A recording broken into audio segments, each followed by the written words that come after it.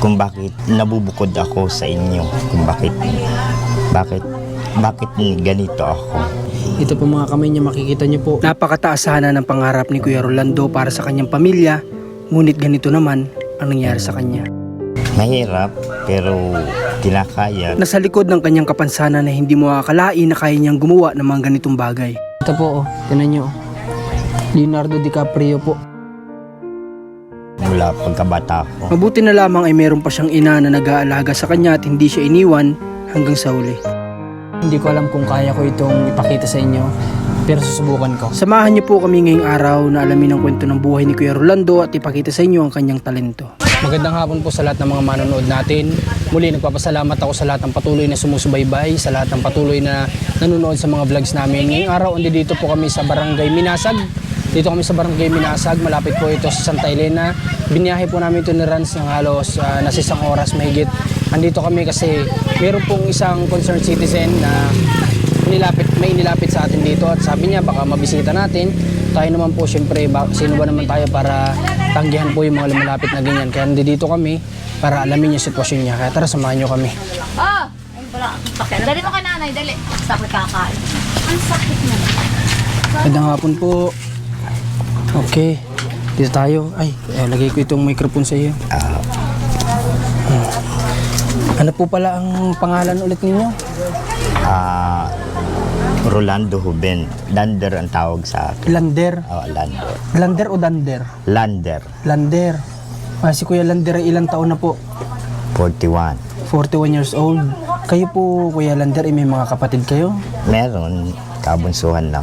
Bali ilan ang mga kayong magkakapatid lahat? 8. 8? 8. 8. Ikaw ang kabunsuan. Okay. Sabi ko na yun.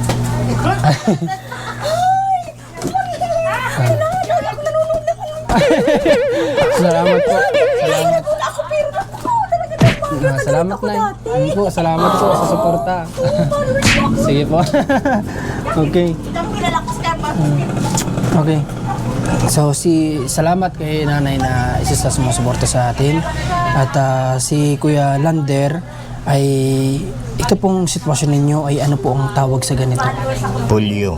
Napolio. Polio. Okay. Mula pagkabata ko. Since birth? Masasabi bang since birth? Hindi. Hindi naman. 7 months ako na nagkaganto. Okay. Nung 1 month to 6 months old, ibig sabihin nung mga time na yun ay normal.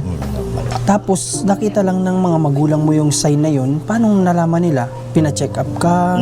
Ganun. Napolio. Pina-check up ka nila? Okay. Ano ba, nakwento ba sa'yo ng mama niyo po kung ano yung nakita nilang sign? Parang nilagnat ako tapos napaturukan ng siguro. Okay. Kaya Ang polio po ba, Kuya Lander, madalas saan nakukuha? Sa lagnat? Sa pagtaas ng lagnat? Saan ba? siguro hindi ko din alam baka. Hindi po sa inyo na ipalawanan ng ano? Hindi masyadong naipaliwan. Okay, so ito po makikita nyo yung mga kamay ni Kuya Lander, pakita nga natin. Ito po mga kamay niya, makikita nyo po na medyo ano siya, pa-curve siya, hindi siya yung parang kagaya sa amin na ano. Tapos itong kabila, ganun din, yung kanyang mga daliri ay mga ano din. Ito, naiuunat mo ito? Hindi. Parang pang-tuon lang. Tapos ang kanya naman pong mga paa ni Kuya Lander ay mga maiiksi din po siya, tapos nakabaluktot din po siya kasi nga ito yung polio na tinatawag. Okay.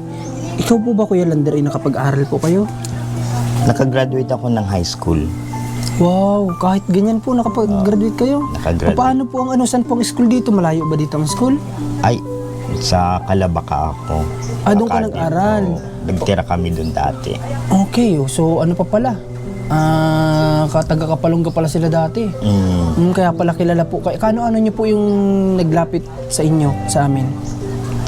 Mga second cousin na siguro yun. Second cousin. Okay, second cousin pala. Salamat din sa kanya. Dahil kung di sa kanya, hindi po namin malalaman na may ganitong kagaya pala ni Kuya Lander dito sa lugar na ito. Kaya salamat po. Okay, Kuya Lander, nung nag-aaral ka, paano? May nagbubuhat sa iyo? Oo, nagbubuhat. Naka-wheelchair. Sino naghahatid? Yung mga kapatid ko, Sinasabay kayo sa pagpasok nila, ganun ba? inihahatid. At ako na lang naman nag-aaral. Pero kayo, Kuya Lander, ano sana yung pangarap nyo? Pangarap ko, Nung ikaw ay nag-aaral, gusto ko sanang maging teacher ang mga... kung sakali. Oo. Pero bakit hindi po ninyo naisipang mag-aral ng kolehiyo? Sa hirap nga ng buhay. Tsaka, yun. Pero napakaganda po sana ng pangarap ninyo, no? Oo. Maging guro. Kuya Lander, bakit kayo napadpad naman dito sa lugar na ito, sa Minasag? Ay, nagkaroon kami dito nagkaroon kami dito ng kaunting kabuhayan, kaya ay wala naman na. Kaya iwan na lang yung tindahan namin maliit. Kayo po, Kuya Lander, dito sa tinitirahan ninyo na ito, dito sa tahanan nyo, ilan kayo na nandito pa sa ngayon? 2 na lang kami. Yung nanay ko, senior na. May mga pamangkin ako pumupunta dito. Wala ka ng tatay? Ay, wala. Yung mama nyo na lang po talaga di kayo iniwan, ano? Oo. Grabe. Yung 85 na yun, 85 na Yung mama nyo? Nanay ko. Kuya Lander, pwede nyo po ba kaming mabahagian ng kung gaano po kahirap yung may ganito po na sitwasyon? Mahirap, pero tinakayan. May mga pagkakataon na may mga pagkakataon na iisipin mo talagang basta mahirap. Hindi ko maipaliwanag na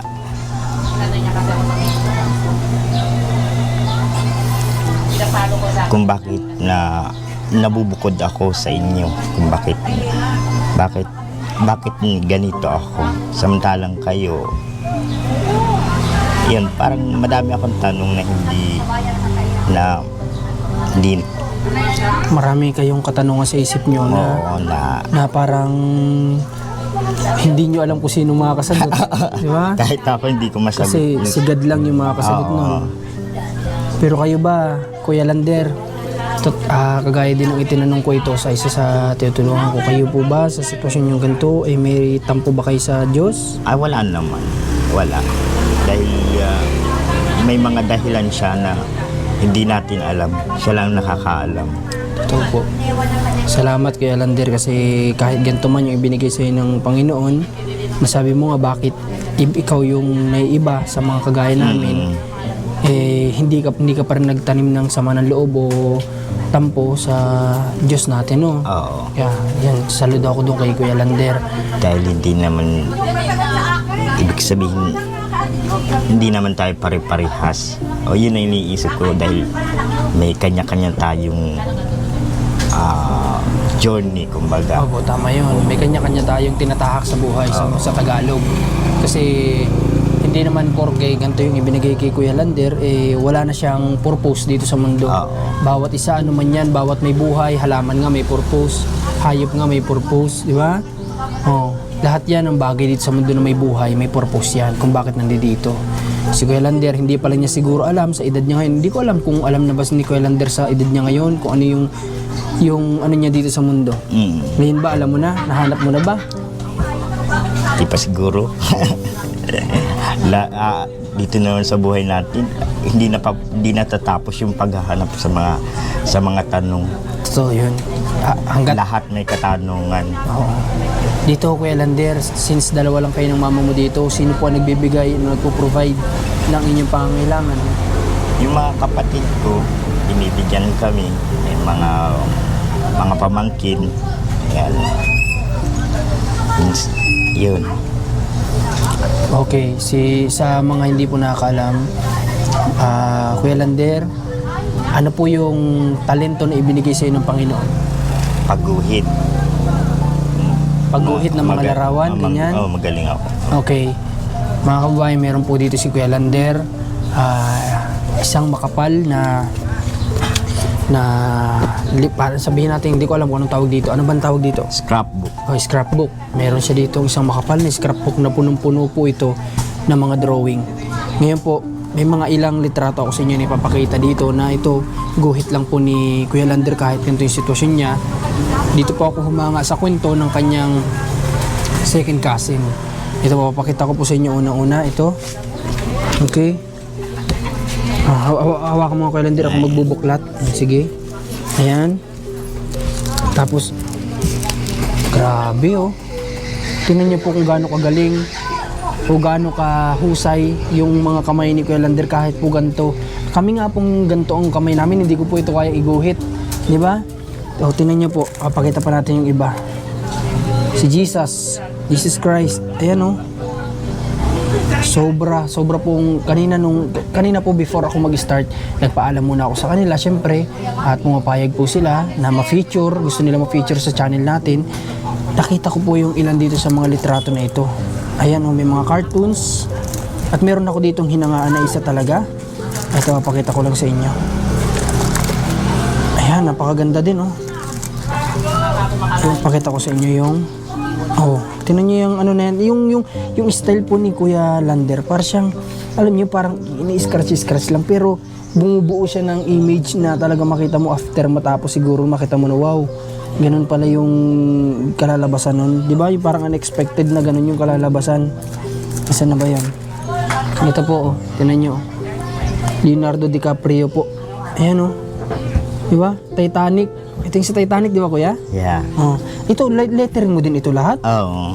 Wow, sobra pong galing.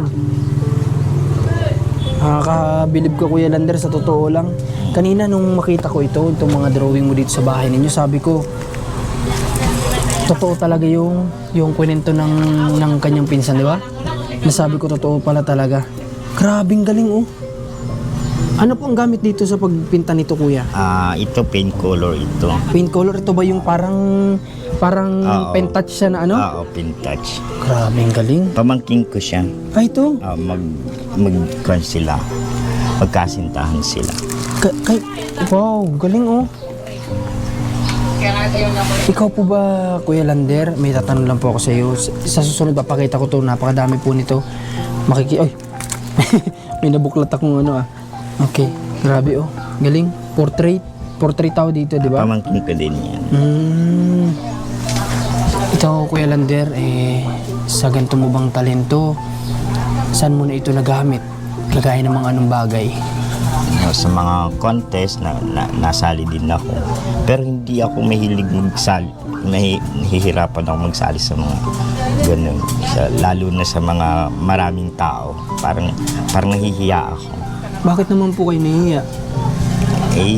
Basta. Yan, minsan, napapasali din ako. Lalo na nung mga high school. Dapat po Kuya Lander, kapag may mga opportunities na gano'n, kayo mahihiya. Ano? Kasi po, napakagaling niya po. Napakagaling po ng kamay ninyo. Hindi po basihan sa pagsali ng contest yung physical appearance. Di ba? Kasi hindi naman ang sinalihan natin i-pageant o ano man. Ang sinalihan po ninyo ipagguhit, di ba? Napakagaling po kasi ninyo. Sayang po yung talent ninyo, Kayo po ba, Kuya Lander, kaya niyo po bang gumuhit on the spot ng tao?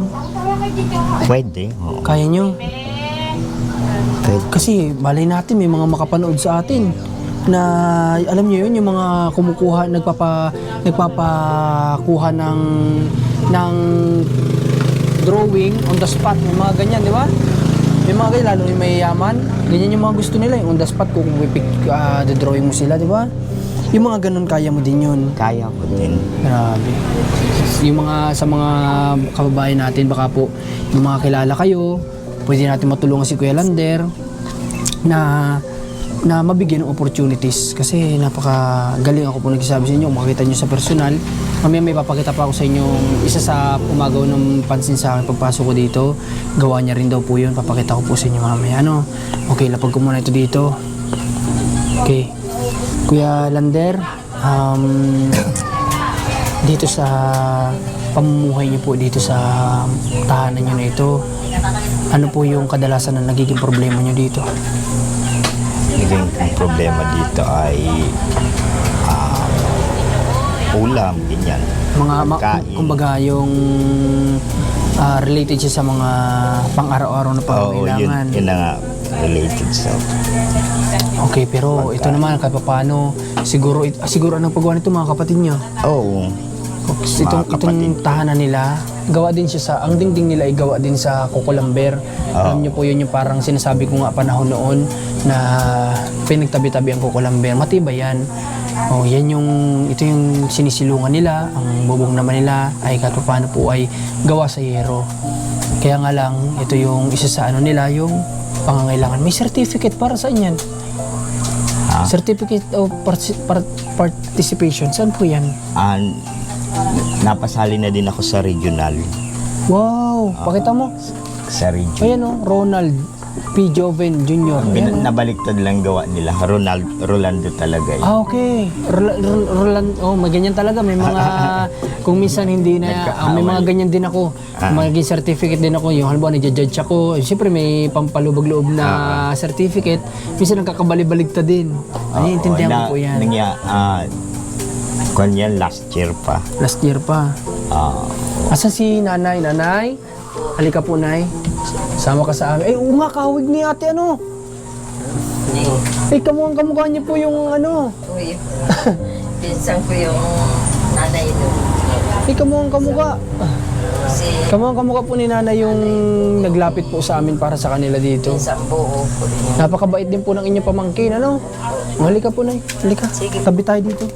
Yan na lang po ako sa Dito na. ako po ay ko na matanda-tanda na. Hindi dito na lang. Dito na, Para nakaharap ako sa Sige. Si nanay ang bahala. Ayun, drinowin ko si nanay. Oo nga. Okay, papakita ko yan mamaya. Yun yung tinutukoy ko ay. Okay. Oh, nay, dito ka. Layo mo na. Dito ka po. Dito ka po. Lapit ka dito. Ikaw naman, nanay. Ano po ang pangalan ninyo? Soledad. Si Nanay Soledad. Ilang taong ka na po? 85 na ako. Ma-85 ka na. Po. Okay. Kayo lang po palang dalawa dito magkasama, no? Nanay Soledad, kayo po tatanungin ko at baka mahiya po sa akin si Kuya kayo po yung sakripisyo niyo po sa kanya nung siya'y inyong pinag-aaral. Po. Ano po yung pwede niyo po ba sa aming bahagi na kung ano yung hirap po sakripisyo niyo naman para sa kanya hanggang sa ngayon? Po. Hanggang sa ngayon po ay ako po ay kahit ganitong matanda na hindi siya nakakakibo.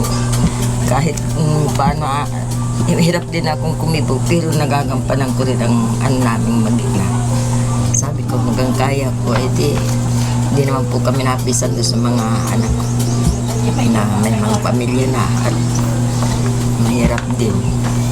Kaya po hanggang kaya kong kumibo, pinagtsatsagaan ko na lang. Kayo po ba na gano'n nakatagal na walang asawa? Ay matagal na po, nasa 6 na taon na. Grabe. 6 na taon na. Ang sakripisyo po kasi ng magulang, alam ko po hindi ang biro ay, no, Nay? Ito nga ni po kung minsan binababalaan din ng ama. Ay, gano'n, nung siya po ano pa? Po. At nag-aaral po yan, ay di wheelchair, ginawan po ng sulatan dyan sa ibabaw na yan. Iniaano na lang yung wheelchair doon sa loob. Doon lang siya nagsusulat sa ibabaw. Nabibilib ako sa inyo, Nay, kasi kahit alam niyo ganito po yung sitwasyon ni Kuya, pinush niyo po siya na makapag-aral, ano? Pag-aaral naman po ay kaya lang hindi na namin kaya ng mataas dahil nung malayo ang eskwelahan ay hindi namin kakayanin na dala-dala. Malayo na lang ako na diyan po sa Kalabakan. Taga-Kalabaka ako. Opo, grabe. So, Hindi na namin kaya ang sa malayo. saludo Kaya, yan na po ako lang sa inyo, Nay, ang sa mga kagaya niyo pong magulang na hindi sinukuan ng anak. Ano? Magaling po sanang mag-aral. Yan ang problema nga niya. Ay malayo ang college. Pag hindi pa lapitan ay dait. Dito sa mga ganito wala pa. Ay ngayon, isa ngayon na meron na. Kayo po, Kuya Rolando, ano? Kayo po, Kuya Rolando, tawag dito, dumating din ba nung mga time na nag-aaral po kayo na medyo merong mga bullying na... Madami. Ay, ganun? Wala. Talagang... Pero, nung huli naman nasasanay na sila. Tsaka magaling magaling din naman ako makisama. Kaya hindi na nila ako nabubuli. Nagiging kaibigan ko na din sila. Kung minsan yung mga project na ano yan ang gumagawa ka. Yun lang po Ay yung... kung ano po ay gaya niya magsulat. Yun lang din po kasi yung parang sa nakikita ko sa mga kagaya ng tinutulungan natin, kagaya ni na Joy Joy, Herlin, may kapansanan din. Ang isa lang po sa parang masakit para sa akin yung mga kagaya nila na dapat po support yung natatanggap nila sa school. Bully po yung ibinibigay sa kanila na nagiging rason ng paghinto ng pag-aaral ng estudyante. Kagaya na nga po nila Herlin na dapat nakapagtapos, huminto dahil sa pambubuli ng mga estudyante. Okay, si Kuya Rolando, ganun din pala naranasan niya, no? Pero at least hindi yun naging rason para tumigil ka. Oo. Grabe. Ano yun? Simula grade 1? Ay, hindi naman. Ay, nung elementary, ay, oo, madami. Pero na high school naman, hindi naman na. Hindi naman na masyado. Okay. Pero Rolando, hindi ko alam kung open ka sa mama mo. Pero since dito tayo sa channel ko, gusto ko ngayon, ito yung pag-time, gusto ko, ano yung gusto mo sabihin sa mama mo sa lahat ng sakripisyo niya sa'yo. Kasi hindi ko alam kung open po kayo sa isa't isa, pero ganyan po talaga ako. Kung may hindi mo kaya niya sa kanya sabihin ng kayong dalawa lang, sabihin mo po ngayon, nakaharap po kami. Ako'y nagpapasalamat dahil kahit na hirap kami, talagang hindi niya ako na pinababayaan. Dahil kahit na may edad na siya, talagang hindi niya ako, sinusuportahan niya ako. Kahit kami lang dalawa. Ikaw na, anong gusto mo sabihin sa anak mo? Gusto ko na marinig sa'yo kasi Ako po ang ano po, hanggang kaya ko po talagang hindi ko yan sinusukuan kahit anong hirap namin. Talagang yan po ang masasabi ko lamang. Kahit ano pong mangyari talagang hanggang kaya ko. Hindi ko iniaan sa ibang pag-iintindi sa kanya. Hindi ko iniaasa. Kahit po sa mga anak ko hindi. Talagang ako ang naano sa kanya. Kaya yan po, punto sa anak ko. yun. Sa lahat ng mga magulang sana kagaya ni nanay na anuman yung meron sa mga anak ninyo, may kapansanan man yan, nahihirapan na kayo, wag na wag kung sanang sasagi sa isip ninyo na pabayaan yung mga anak ninyo, wag sasagi sa isip nyo na ihinto na yung responsibilidad ninyo sa mga anak ninyo kasi hindi po yun doon natatapos, di ba? Yun ang sinasabi na kapag natapos sa pag-aaral tapos na yung responsibilidad. Hindi po, di ba? Hindi doon natatapos ang responsibilidad ng isang magulang. Hanggat nabubuhay po tayo, dapat andyan tayo palagi sa piling ng anak natin, lalo kung kailangan nila tayo.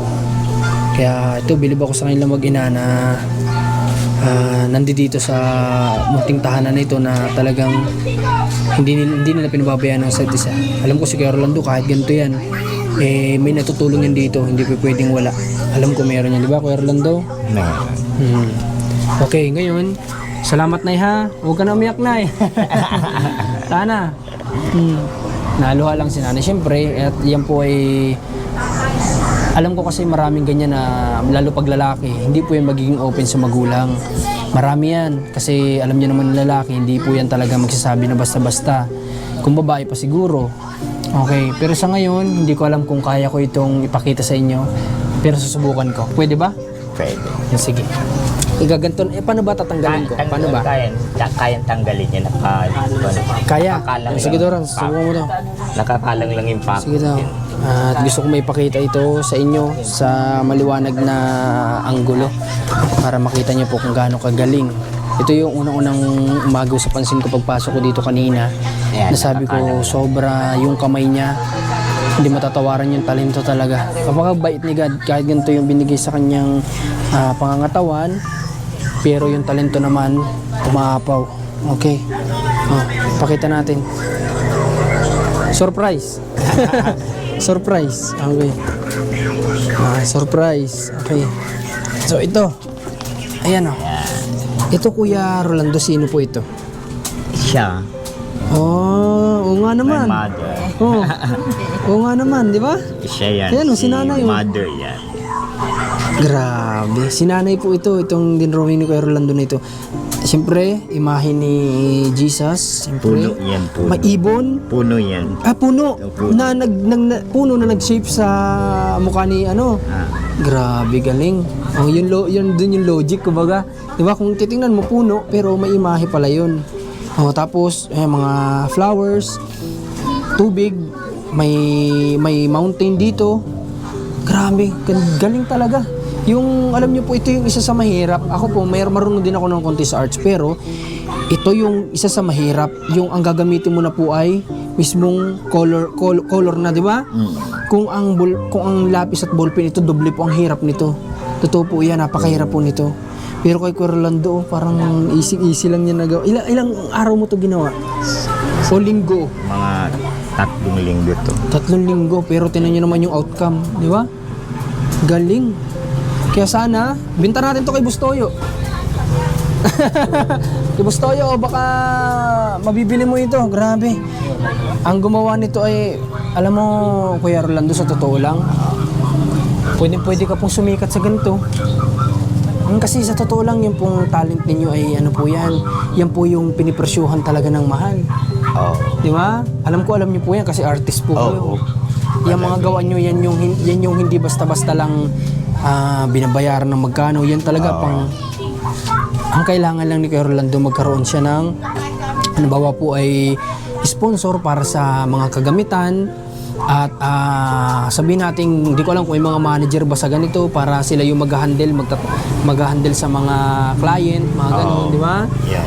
Ayun, baka may mga agencies o mga kababayan tayo na pwede makatulong kay Kuya Rolando. May lapit natin sa mga kaibigan ninyo na may pakita nyo itong ano na ito, ulitin ko, ipakita ko ulit. May pakita nyo itong talent niya na to. Ayan, made by ano lang. Anong ginamit mo kuya dito? Acrylic paint. Oh, yan. Tingnan nyo. Galing, sobrang galing. Nakakanga talaga. Okay, so Kuya Rolando, sa ngayon, salamat po nakilala ko kayo at may konti pa ako ditong cash, sa inyo na lang po ito. At kami malakad na lang ni Rans. Biro lang. Oh, ay may gusot-gusot na pati. Hawakan mo Kuya Rolando. Hawakan mo. Isa, dalawa. Oh, thank you. 4.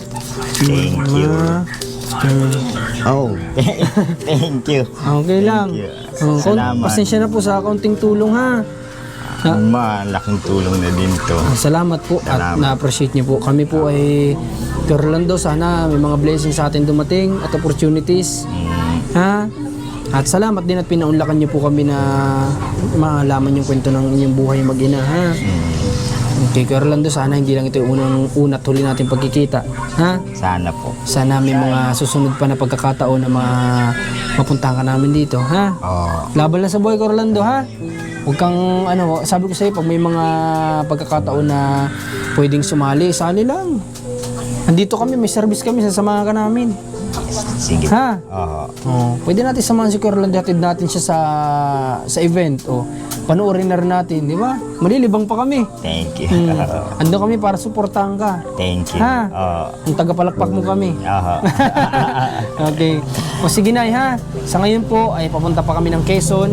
At sabi ko nga, dito kami dadaan para po madaanan namin kayo dito, ha? At muli, salamat. Anong pangalan po ng inyong pamangkin? Pamangkin niyo po? Ayun pa, ma'am. kay Lianilio. Kay Xalianilio family. Yan, salamat sa Salamat sa iyo. dahil sinabi niyo po kung saan namin sila matatagpuan. Okay, nandun lang kami nun sa kubo sa pabahay ni Commander sa pinapagawang bahay. Salamat. Sina Ate Mila, okay. Bigla nandun siya sa kubo that time. Siguro sigad na rin yung nagawa ng way para madala kami dito. Ano? Kasi yun nga, nasabi niya sa amin na baka pwede niyong bisitahin Kuya Marcos si Rolando Lander, mas kilala sa pangalang Lander. Andun po siya sa gantong lugar at malapit siya sa ganto. Okay, pinagtanong-tanong namin dyan mula dun. Nakarating kami sa awa ng Diyos, nakarating kami dito. Ang dami namin pinagtanungan hanggang sa nakarating kami dito. Ang dali lang naman hanapin.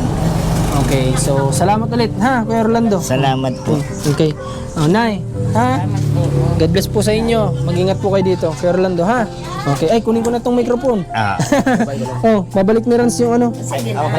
Sige, balik na po ni Rans para Ang souvenir ko po sa iyo si Leonardo DiCaprio. Ay, talaga?